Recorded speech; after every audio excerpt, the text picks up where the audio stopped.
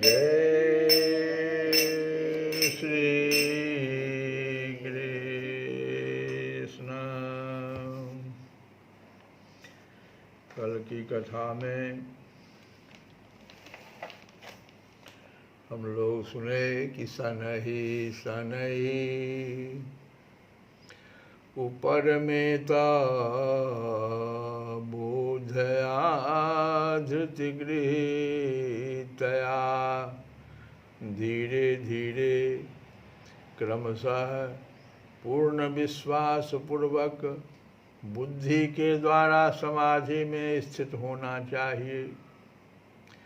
समुचित विश्वास तथा बुद्धि के द्वारा मनुष्य को धीरे धीरे सारे इंद्रिय कर्म करने बंद कर देना चाहिए। यह प्रत्याहार कहलाता है। अब ये प्रत्याहार क्या होता है, इसको हम लोग समझें। भगवान सांख्य योग का वर्णन कर रहे हैं अर्जुन से, और ये प्रत्याहार जो है ये 5वां चरण है। पहला होता है यम, तब फिर नियम, और यम भी 5 प्रकार का होता है और नियम भी 5 प्रकार का होता है। यम है प्रथम चरण योग में जाने का, साधना में जाने का। तो इसमें यम जो है प्रथम चरण है, और यम का अर्थ होता है जो नहीं करना चाहिए। इसी के पीछे सन लग जाता था, संयम। संयम जो है ना, इसी से आया है। यम, सन हटा दो, बच गया यम। यम मतलब होता है जो नहीं करना चाहिए। अब क्या नहीं, तो 5 चीज नहीं करना चाहिए साधक को। अहिंसा, सत्य, अस्तेय, ब्रह्मचर्य और परिग्रह। इन 5 चीजों को यम में सावधानी रखना है। हमसे हिंसा न हो, सत्य का हम अवलंब करें, झूठ ना बोले। ब्रह्मचर्य का यहाँ अर्थ है आहार वगैरह की भी शुद्धि होनी चाहिए, आहार और विहार दोनों। तथा अपरिग्रह, जितना जामे कुटुंब समाए, मैं भी भूखा ना रहूं, साधु न भूखा जाए। अपरिग्रह, तो ये 5 जो हैं जिस पर अगर विचार किया जाता तो ये यम हो गए। और नियम जो करनी चाहिए, ये भी 5 हैं। जैसे शौच, पवित्रता जिसको कहते हैं, ओम अपवित्रः पवित्रो वा। ये हम जो पवित्रता जो धारण करते हैं पूजा के समय। संतोष, तीसरा तप, चौथा स्वाध्याय, और 5वां है ईश्वर प्राणिधान। इसको सर्वोच्च शक्ति के प्रति समर्पण, सरेंडर कर जाना, इसको कहते हैं ईश्वर प्राणिधान। प्रत्येक दिन आप भगवान के सामने आए, आप एकदम नतमस्तक वहाँ कहते हैं भगवान कहते हैं कि हमारे पास आओ तो मुझे प्रणाम करो, सरेंडर कर जाओ। उच्च शक्ति के प्रति समर्पण, ये नियम है, ये 5। तो यम और नियम, इन दोनों के बाद आता है, जब इन दोनों पर थोड़ा सा 2 चरण में जब हम आगे बढ़ जाते हैं तब आसन होता है। तीसरे चरण का नाम है आसन। अब हम कोई एक आसन चुनें जिस पर कि कुछ देर तक हम बैठें और शरीर को भी स्वस्थ रखें। कुछ ऐसे भी आसन को चुनें जो शरीर को स्वस्थ रखता है, और कुछ ऐसे आसन भी हम रखें जिसमें कि कुछ देर तक हम अपनी रीढ़ की हड्डी को सीधा करके बैठ सकें। तो ये आसन की सिद्धि भी बहुत जरूरी है। आसन में जो नीचे बिछाया जाता है, उस जिस पर कि बैठना है, वह भी आसन में एक भाग, आसन का एक भाग है। और एक शरीर का जो स्वरूप बना के हम बैठते हैं, जैसे पद्मासन में बैठ गए, तो वो भी एक आसन हुआ। तो आसन में कुछ आसनों पर विचार करना पड़ता है। कुशासन पर कौन बैठ सकता है, ऊन के आसन पर कौन बैठ सकता है, और आसन के बाद प्राणायाम आता है। तो यम, नियम, आसन और प्राणायाम, और ये जब चारों हमारे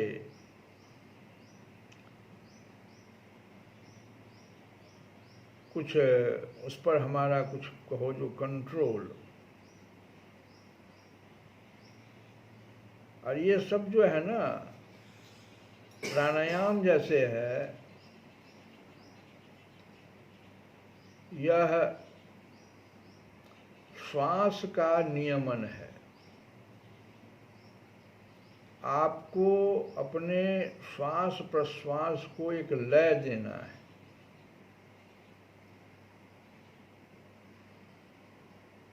इसको समझने के लिए, जैसे कोई व्यक्ति अगर भयभीत हो गया है,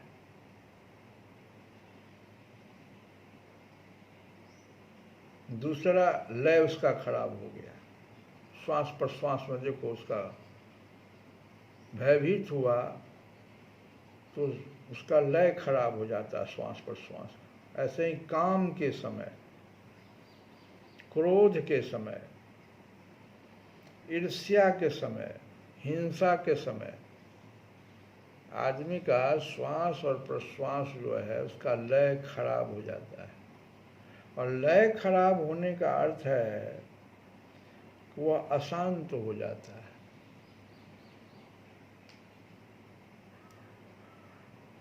आप अपने ही से काफी दूर चले जाते हैं।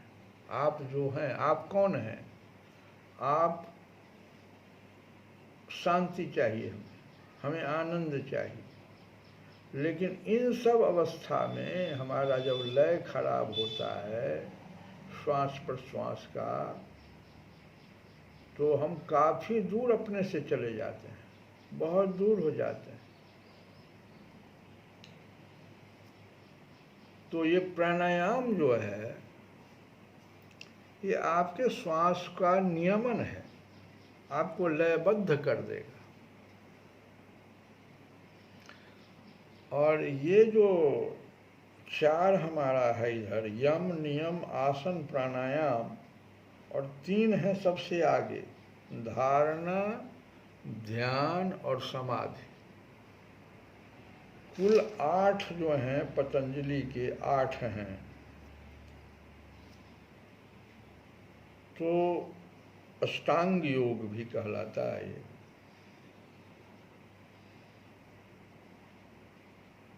तो इन 8 के मध्य में देखो, यम, नियम, आसन, प्राणायाम, और उधर धारणा, ध्यान, समाधि, अब बीच में है प्रत्याहार। तो ये बीच में क्यों है? यही अभी जो हम कह रहे थे कि समुचित विश्वास तथा बुद्धि के द्वारा मनुष्य को धीरे धीरे सारे इंद्रिय कर्म करने बंद कर देना चाहिए, यह प्रत्याहार कहलाता है। ये प्रत्याहार जो है बहुत ही साधना में बहुत इसका महत्व है। प्राणायाम तक तो बाहर से भीतर की ओर लाने का पुल है। मन जो बाहर भागा हुआ, संसार की ओर जो भागा हुआ, हमारी चेतना जो बाहर संसार की ओर है, उसको बाहर से प्राणायाम तक बाहर से भीतर की ओर लाने का ये पुल है। अब इसके आगे हमको धारणा आने वाला है, इसको एकाग्रता भी हम एकाग्रता धारणा वास्तव में एकाग्रता से बढ़कर है। एकाग्रता में क्या होता है, दो रूप, दो चीज़ें होता है वहाँ, और धारणा में सिर्फ एक ही रह जाता है। धारणा एकाग्रता नहीं है। एकाग्रता में एक आप रहते हैं और एक विचार रहता है। आप कहीं किसी जगह पर अपने को एकाग्र कीजिए ना, तो आप एक तो आप हैं, मैं हूँ, और उसके साथ साथ मैं एकाग्र हो गया, विचार आपके साथ एक बैठा हुआ है, तो दो हो जाता है वहाँ। लेकिन धारणा में दो नहीं रहता, वो विचार समाप्त हो जाता है, सिर्फ हूँपन का रह जाता है। ध्यान और धारणा जो है इसमें सिर्फ हूँपन रह जाता है, मैं हूँ, बस हूँपन, सिर्फ मैं रह जाता हूँ। प्राणायाम के समय में विचार का कब्जा होता है, तो लय खोजता है, लय खो जाता है, और अब प्राणायाम गायब हो गया। कोई आदमी प्राणायाम करा, बड़ा सूक्ष्म बात, हम आज बड़ी सूक्ष्म बात पर विचार कर रहे हैं। ये प्रत्याहार शब्द पर हम लोग विचार कर रहे हैं कि प्रत्याहार का क्या महत्व है। प्रत्याहार क्या है, आपको द्वार के पास, द्वार किस चीज का, जहां से अंतर आत्मा का प्रवेश है। आप ध्यान में जैसे बैठेंगे तो मन जो है, आप मन को गहराई से देखिए, वो बाहर है। काफी विचार ला ला के हमारे पास हमको परेशान कर रहा है, बंदर की तरह उछल रहा है, कभी इस बात पे कभी उस बात पे, ठीक से हमको एकाग्र नहीं होने दे रहा है। अभी एकाग्र भी हम नहीं हो पा रहे हैं, धारणा की तो बात छोड़िए। तो ये प्रत्याहार जो है, ये आपको द्वार के पास लाता है। प्राणायाम में लय आ गया, अब आप अपने मन को किसी एक ध्येय पर लाने में सक्षम हो सकते हैं।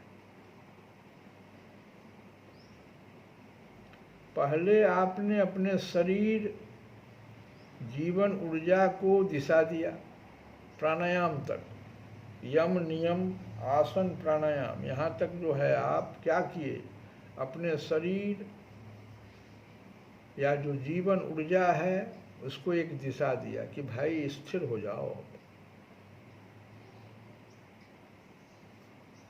अब आगे अपनी चेतना को दिशा देते हैं।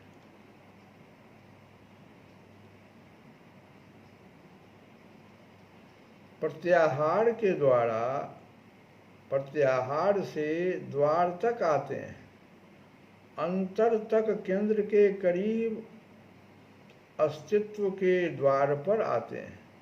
चेतना को दिशा मिल सकती है यहाँ पर आके, कहीं और भटकाव संभव अब नहीं है।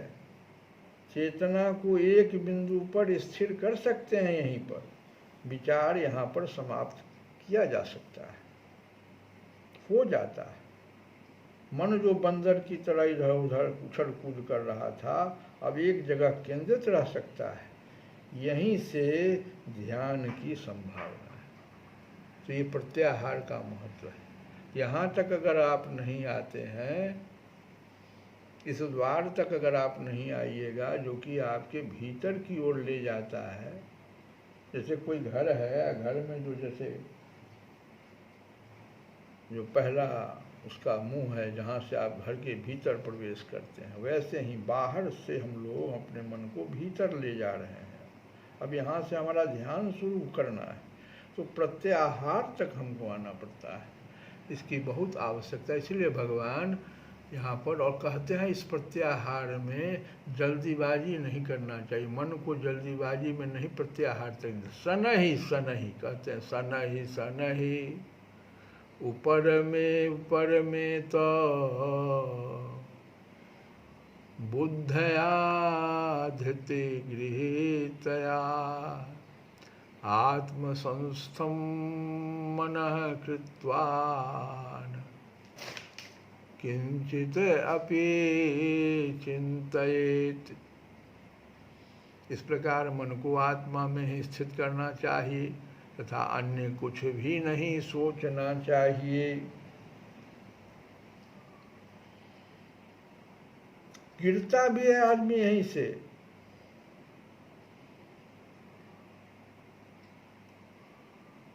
किसी चीज पर विचार चिंतन एकाग्रता है, लेकिन ध्यान है सिर्फ हूँ पर मैं हूँ बस इतना रह जाता। प्राणायाम के समय विचार का कब्जा होता है तो लय खो जाता है। अब प्राणायाम गायब हो गया, आप सिर्फ आसन पर हैं, प्राणायाम से पीछे चलेगा। आसन भी बैठे हुए हैं, विचार और सांस में व्यवधान आने लगता है, वो फिर आसन गायब हो जाता है। विचार क्या करता है, ध्यान से गिरा करके आसन से भी नीचे ला देता है, बेचैनी पैदा कर देता है। इसी को योग भ्रष्ट कहते हैं।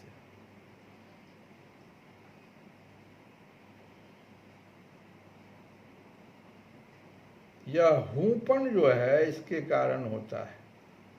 समाधि में यह भी विलीन हो जाता है। हूंपन जो है, ध्यान तक जो हूंपन मैं हूँ यह अहंकार है, यह भी समाधि में विलीन हो जाता है और वहाँ पर बुद्ध महावीर पैदा हो जाते हैं।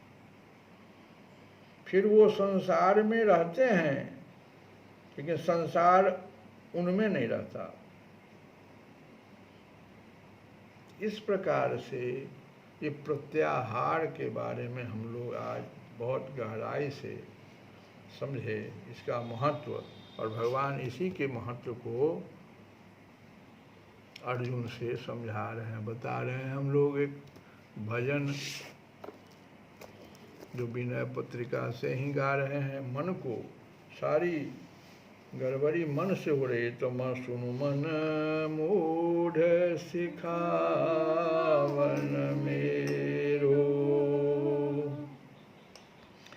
यद्यपि अति पुनीत सुर सरिता, यद्यपि अति पुनीत सुर सरिता, तिहु पुर सुजस घन